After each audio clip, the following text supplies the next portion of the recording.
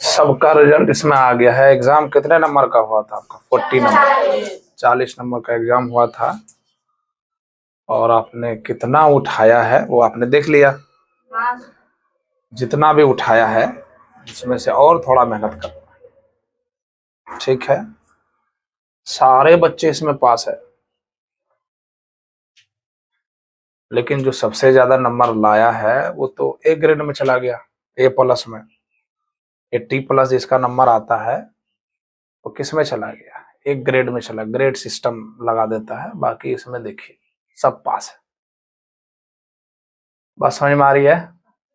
जो आप सबसे लास्ट में रिजल्ट देख रहे हैं उसने जो नंबर लाया है, क्या नाम है इसका? तबस्सुम, ठीक है? ये भी पास है। अब क्यों पास है? क्योंकि स्कूल से भी आपको 10 नंबर मिलेगा। 10 नहीं तो 8 तो जरूर मिलेगा। बात समझे? जब एग्जाम हॉल में बैठेंगे तो वहां पर आपको एग्जाम 40 नंबर का होगा। कितना का? 40 का। स्कूल से 10 का। 10 नहीं तो 8, 8 नहीं तो 7। अगर किसी बच्चे ने एग्जाम दिया 9th का, ठीक है, सबसे पहले सभी को बधाई। आपका जो रिजल्ट आया है, जिन्होंने जितना सा मेहनत किया है उसको उतना मिला है। बाकी और मेहनत कीजिए, पुरजोर मेहनत कीजिए, नंबर आएगा बढ़िया, ठीक है? और कोशिश कीजिए कि अगला एग्जाम जब हो तो 40 में 40 आए। तुम भी एग्जाम नहीं दिए हो? दिए हो? क्या नाम है ना पास? जितना पास है इसमें, जितना बच्चा इसमें पास है ना, बात समझ में आ रही है हम क्या बोल रहे हैं? जितना बच्चा पास है सबका नाम है। बाकी इसका नाम अगले हफ्ते दिया जाएगा कि जो पास नहीं। अब तो पास नहीं लिखा जाता उसमें, अब लिखा जाता है डी ग्रेड। क्या लिखा जाता है? D grade. मतलब आपका 9th क्लास का जो एग्जाम होता है, 9th क्लास का जो एग्जाम होगा,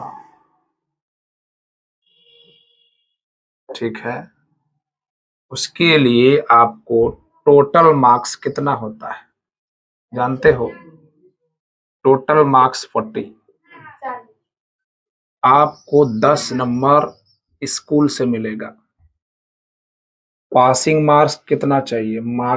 पासिंग मार्क्स ये पहले भी बता रखा है, फिर से देखो, 33%। कितना परसेंट? 33%। यानी इसका अगर 33% करा जाए, 40 और 10 कितने हो गए? 50। 50 का अगर 33% करा जाए तो 50 गुना 33 बटे कितना होगा? 100। कटाएंगे, 5×15, 5×15 16। 16.5 नंबर भी बच्चा लाता है वो पास है। एग्जाम में कितना नंबर? अब 16.5 कैसे हो गया? क्योंकि मैंने 10 जोड़ दिया। नहीं, लेकिन अगर मैं 40 टोटल कहूं और इसमें से 33% मारूं तो 40 गुना 33 बटे कितना हो गया? 100। कैंसिल हो गया। 4×3 = 12, 4×3 = 13। साढ़े यानी 13, 13.5 मान लो। इतना नंबर आपको 40 नंबर के हिसाब से जब एग्जाम बैठेंगे तब। लेकिन 40 आप वहां से एग्जाम हॉल में जो आप एग्जाम देते हैं, और 10 नंबर स्कूल से। नहीं समझे बात को? पास करने के लिए तो आप सभी को अनंत शुभकामनाएं। बढ़िया रिजल्ट सबका आया है। पहली बार टेस्ट हुआ, एग्जाम हुआ। और इनके लिए तो तुम लोग जो क्या नंबर है, फर्स्ट किया है, क्या नाम है? फातिमा जोहरा। और सेकंड क्या है? क्या नाम है इसका? सुमैया खातून, साइमा खातून। 2 साइमा, एक बीबी साइमा, एक साइमा। इन लोगों के लिए आप लोग क्लैप कीजिए बढ़िया से, ताली बजा के। ताली बजा दीजिए इन लोगों के लिए। और आगे भी इसी तरह से आपको क्या करना है, मेहनत करना है। तुम भी एग्जाम नहीं दिया था, दिए हो, पास हो ना, इसमें नाम है। हाँ, जितने बच्चों का नाम अंकित है इसमें सब पास है। अब अंकित नाम नहीं है तो क्या है, डी ग्रेड में है। डी ग्रेड का मतलब है वो क्या है, फेल है। अब फेल नहीं लिखा जाता, मार्जिनल है। क्या है, मार्जिनल। खुशी की बात यह है कि आपके 5 एग्जाम होते हैं, math, science, SST, English, Hindi, Urdu, है ना। ये सारे कुल मिला के कितना विषय, 5 विषय। अगर एक विषय में फेल हो गए तब कोई बात नहीं। अब का जो नियम है कि अगर एक विषय में आप फेल हो गए, शायद शुरू में भी बताया जब शुरू करते हैं ना क्लास, वहां भी एग्जाम हुआ फिर से एक बार दिमाग में आ जाए तो उसके हिसाब से पढ़ने में अच्छा लगेगा, मेहनत करने में और बढ़िया लगेगा। तो एक विषय में फेल हो गए, 5 विषय का एग्जाम दिए, एक विषय में फेल हो, सरकार ने कहा कि नहीं, ऐसे बच्चे जो 5 विषय में एग्जाम दिया है, एक विषय में फेल हो गया है, उस बच्चे को 10th क्लास में एडमिशन ले लिया जाए। 10th क्लास में एडमिशन बताइए ले लिया जाए। अगर 5 विषय का एग्जाम हुआ है और 2 विषय में फेल हो गया है, Urdu, Hindi, English, science, math, कुछ भी, 5 में 2, 5 विषय में अगर एक विषय में मार्जिनल हो गया है, डी आ गया है, डी मतलब फेल, तो उसे आप 10th में एडमिशन ले लीजिए। प्रमोट करके उसका एडमिशन कहाँ होगा, आप 10th। लेकिन कोई बच्चा इसमें 2 विषय में फेल हो गया, ये कितने विषय में है जी, एक सब्जेक्ट में, कितने विषय में, एक सब्जेक्ट। अगर 2 सब्जेक्ट में हो जाए तब वो क्या है, फेल है। तब उसको 9th क्लास में ही रहना पड़ेगा 1 साल तक। बात समझ में आ रही है, 1 साल तक कहाँ रहना पड़ेगा, 9th क्लास। बात समझ में आ रही है, तो याद रखिए आपके एग्जाम कितने विषय का, 5 विषय का। एक विषय में अगर नहीं हो सका तो आपका एडमिशन 10th क्लास में हो जाए, और 2 विषय में हो गए तो फेल हो जाएंगे, 9वां में ही रहना पड़ेगा। समझ में आ गया कि नहीं समझे, समझ में आया कि ना सबको, पहले भी बता रखा है, इसको फिर से बताओ, ये सब जानकारी होना चाहिए, कितना नंबर लाएंगे, कितना में पास होगा। एक्चुअली एग्जाम, आपका एग्जाम कितने नंबर का हुआ, 40। एग्जाम इसलिए ले रहे हैं कि जब आप एग्जाम हॉल में बैठे ना, तो यह है अनुभव हो कि हम बारिश सर के यहाँ बैठे हुए हैं, मस्ती से बैठे हुए हैं, हम क्वेश्चन बना रहे हैं।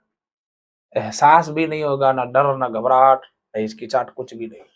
आदत इतनी बन जाएगी तुम्हारी एग्जाम देने की, एग्जाम हॉल में बैठेंगे कोई फर्क नहीं पड़ेगा, लिख के आ जाओगे तुरंत। बात समझ में आई, इसलिए एग्जाम ले आता। अब कभी एग्जाम में कोई नहीं लेगा, इसका क्या मतलब, इसका मतलब उसके दिमाग में ये डर बैठ जाता है, एग्जाम में कभी नहीं दिया, पढ़ रहे हो, उसका कभी टेस्ट ना हो तो बेकार है फिर। समझे, कितना पढ़ते हो उसको एक दिन में या 1 घंटे से 2 घंटे में पता चल जाता है, मूल्यांकन होना जरूरी है। बात समझ में आई। हाँ, एग्जाम में पास होने के लिए कितना नंबर चाहिए आपको, 33% चाहिए। अंक कितने चाहिए, 16.5 नंबर, कितना, 16.5, 50 के 16.5। मान लिया एक बच्चा है, मान लिया एक बच्चा है जो एग्जाम दिया है, एक बच्चा है जो एग्जाम दिया है, एग्जाम में वो 40 नंबर का एग्जाम दिया है और उन्होंने ले आया है 8 नंबर, मान लो, मान लो कितना लाया, 8 नंबर। अब तो वो फेल है, फेल नहीं, अरे फेल है कि नहीं है, कितना लाया, 8 नंबर। स्कूल वाले के पास जाओ जहां से पढ़ते हो और कहो सर कि हम एग्जाम दिए हैं, हम नहीं हो पाएंगे, मेरा प्रमोट नहीं हो पाएगा। स्कूल वाला के पास कितना नंबर है जी, 10, 10 में से 10 दे दे तो पास है, 10 दे देगा तो कितना हो जाएगा, 18। अब पास होने के लिए कितना चाहिए, 16.5, पास होने के लिए कितना चाहिए, 16.5। लेकिन अगर एक बच्चा ने 8 नंबर लाया है एग्जाम हॉल में, स्कूल की बात नहीं कर रहा है, एग्जाम हॉल में सेंटर जहाँ पड़ेगा, कितना लाया 8 नंबर, और वहां से दे दिया तुमको 5 नंबर, बताइए कितना हुआ? क्या ये पास है? वहां क्लास पास करना आसान है, ठीक है। अगर आप 6 नंबर भी लाते हैं, यानी 7 नंबर लाते हैं, कितना? 16.5 का मतलब कितना हुआ जी? 17। 16.5 का मतलब 17। अगर आप 8 नंबर लाते हैं और स्कूल वाला कितना दे दे? 7 नंबर, तो कितना हो जाएगा? 17। नहीं हुआ? पास है। बात समझ भेजे में घुस रहा है कि नहीं घुस रहा है? पिछले साल इधर एग्जाम हुआ था, उसमें बहुत सारे बच्चे नहीं हुए रिजल्ट, उसको बताइए कितना आसान है, 8 नंबर लाना है। अब स्कूल के भरोसे नहीं रहा। अच्छा 10 देवे करेगा ना सर, 10 दिए देगा, हमको लाना है 40 में कितना? 7। तब इतना नीचे तक सोचेगा? हा? स्कूल वाला कितना? 10, और एग्जाम हॉल में बैठा है कितना ला रहे हो? 7। कुल मिला के कितना हुआ? 7। ऐसा सोचेगा तो पास मार्किंग है। कोई दिक्कत समझने में? समझ में आ गया? याद रखना ये सारी चीज। तो आपका टोटल एग्जाम कितना? 40 का, स्कूल से कितना? 10 का, कुल मिला के कितना? 50 का। पासिंग मार्क्स कितना परसेंट? 33%। और 33% में कितना नंबर बनता है? 7.5। याद रखिए, अब यही नहीं सोचना 16.5 लाएंगे पास हो जाएंगे, अरे कितना लाना पड़ेगा? 16.5 पास हो जाएंगे। बात समझे? तो ये सब दिमाग में, 16.5 से कुछ नहीं होने वाला है, पास हो जाएगा। आपको जैसे आपने 40 में कोई बच्चा बहुत सारे नंबर लाए हैं, 30, 32, 36 ऐसे, लेकिन अगली बार जब एग्जाम हो तो 40 में कितना आना चाहिए? 40। 40 में 40। बात समझे? नहीं समझे बात को? तो ये रिजल्ट आपको बताता है, ये परिणाम आपको बताता है कि कहाँ कमी रह गया है, ठीक, कहाँ क्या दिक्कत हो गई है, उसको आप दोबारा पढ़िए, मेहनत से पढ़िए, ठीक है। बात समझे कि नहीं समझे? कोई दिक्कत है? नहीं। बस ये आपको इसलिए बता दिया कि दिमाग आपका बना रहे। चलिए अब हम लोग पढ़ते हैं, उसको रोकिए थोड़ी देर। क्या पढ़ने वाले हैं जी? तो एक्सीलरेशन। बाइक चलाए कभी? नहीं चलाए। एक्सीलरेशन, एक्सीलरेशन जो बना है वो बना है एक्सीलरेट से।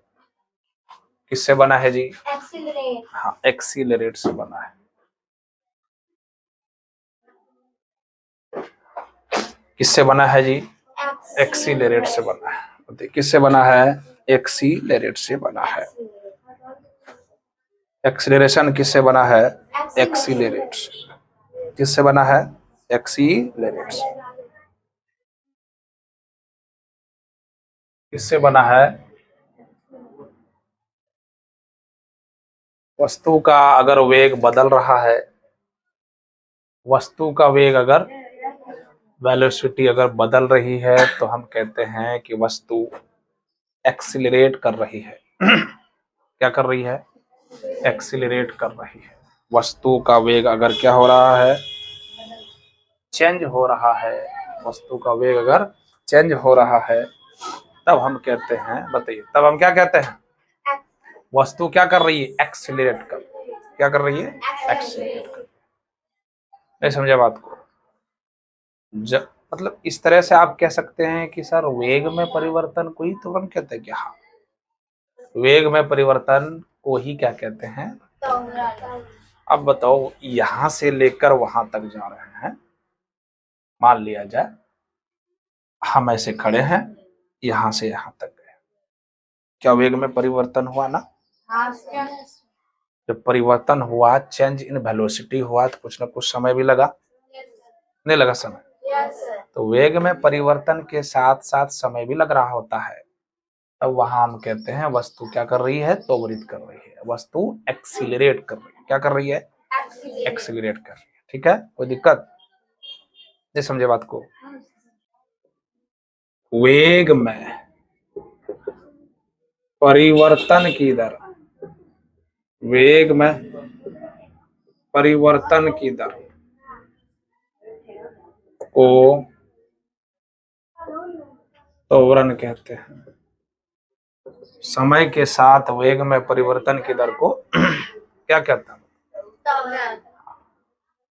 समय के साथ वेग में परिवर्तन की दर को त्वरण कहते हैं। बात समझे? ये इसके एक और परिभाषा हो सकता है, सिंपल सा शॉर्ट में, वेग में परिवर्तन की दर को त्वरण कहते हैं।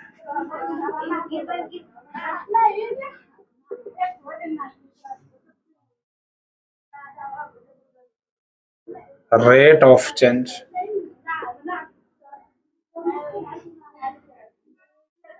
in velocity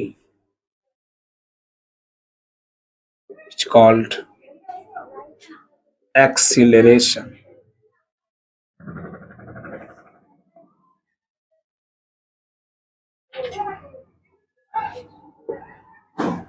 वेग में परिवर्तन की दर को तो हम लिख सकते हैं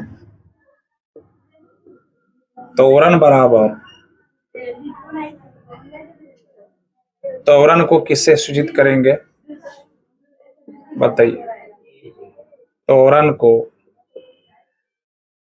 ए द्वारा सूचित किया जाता है।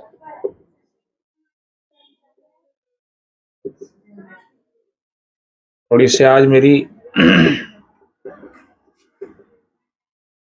तबीयत अच्छा फील नहीं कर पा रहा हूँ, है ना, ठंडा गर्म हो गया था, इस वजह से त्वरण को ए द्वारा सूचित किया जाता है। त्वरण बराबर आप लिख सकते हो वेग में परिवर्तन बटे नीचे दर, दर बोले तो समय। त्वरण को किससे सूचित करेंगे? ए से। और वेग में परिवर्तन जब भी होगा, यानी वेग में परिवर्तन क्या होगा जानते हो? वेग में परिवर्तन अभी समझाते हैं आपको, अभी समझाया भी तो ऊपर में, v2 minus v1, v2 minus v1 और t2 माइनस t1। जब इसे आप हल करोगे तो तुम्हें a बराबर, चूंकि वेग में वेग को घटाया जाएगा तो वेग ही तो मिलेगा, इसलिए नहीं समझे? तो वेग में वेग घटाओगे तो क्या मिलेगा? याद रखना, याद रखना, ठीक है? या आप इसे ऐसे नहीं लिख सकते हो तो ऐसे लिखिए, a बराबर वेग में परिवर्तन की दर या परिवर्तन बटे कितना समय, ठीक है? इतना, इतना।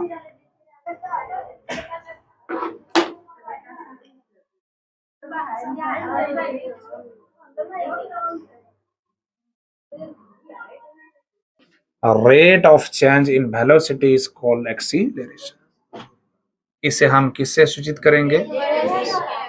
त्वरण बराबर फॉर्मूला हो गया वेग में परिवर्तन बटे क्या दर।